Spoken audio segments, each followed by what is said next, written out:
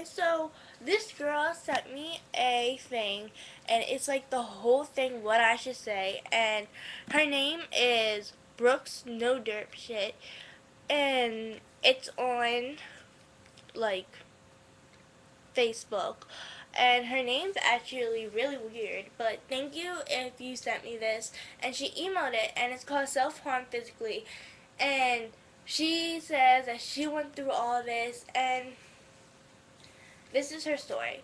And she told me that she wanted me to post it on YouTube. So this is what I'm doing because I have to prepare for giving me the video. And yeah, here it goes. Self-harm is very serious and evil, but popular. Stress reliever among teenagers and slowly grasping on younger ages. Kids who have a bad life, stress, pain, and mental problems have resorted to physically harming themselves by cutting, burning, pinching, act.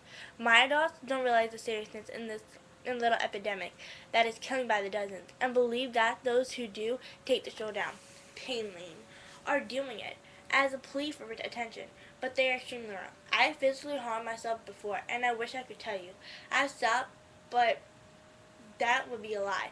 I do struggle resisting the temptation that my razor holds, and some days I do slip and I give him in to my dirty temptation because I'm stressed or nervous. My depression into play too. That's my worst vulnerable time where I do mercifully give in. I don't always do it to try to commit suicide. I have other reasons. I think it's important to remember why you started self-harming in the first place. I remember my first time when I went to a I went to a Toby Keith concert on September 2nd, 2008. I went with my dad, stepmom, sister, her brother, and my biological sister. My dad is an alcoholic and thought it would be okay to get shit-faced before going to the concert. I could tell it was going to be a bad night because my father started acting like a dumbass when we all piled into my sister's truck. He argued that he didn't want to sit in the passenger seat because he was afraid we were going to crash, since he'd been in numerous car accidents before. He always sat in the passenger seat when we went somewhere in a taxi, so this was a red flag, along with the speech slur and swaying back and forth when standing. He finally caved and he got in the passenger seat and took out a water bottle filled with orange juice mixed with vodka. It got worse. We arrived at the concert. He couldn't walk in a straight line, and he was running into people and falling down. I completely broke down after 5 minutes, and I had to walk around the concert venue, snot and tears running down my face and chin. People gave me weird looks, but I didn't care. I was hurt and embarrassed by my dad. All in all, the concert was horrible, and I leave my dad's house at 1 in the morning when we got back in his house after the concert. You might be wondering why I told you this. It's because I want to be open about it. I want everyone to know that I'm honest and truthful when speaking to anybody.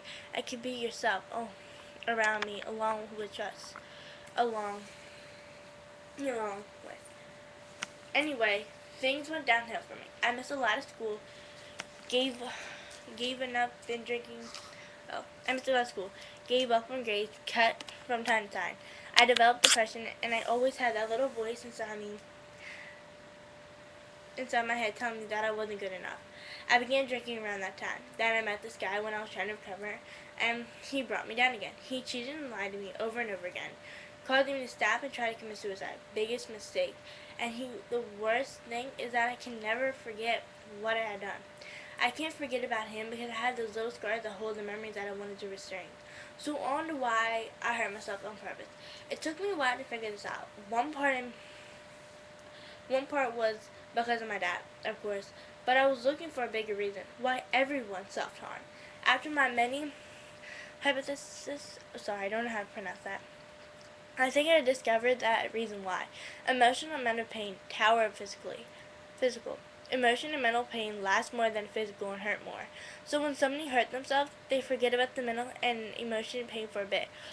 Although it's a stress reliever and some people think they deserve it, guess what though? You don't deserve it. Nobody deserves it, no matter what. I don't care who you are, where you've been, what you've done. You might be going through some hard time, but it's never a solution to take it out on yourself. If you are struggling with self-harm, then here are my suggestions on what to do, or to quit, or reduce the harm. Think positive. It's not going to help when you think negatively all the time and manually hurt yourself by saying you aren't good enough. You're alone. Nobody loves you. Act. Don't say those things because they aren't you. They aren't you. You aren't alone. You're good enough and people love you. You just can't see it because of the way you are thinking. And right now, I can straight out tell you that I love you. I'll be there. I will be there for me if you want me to be you. If you want me to be.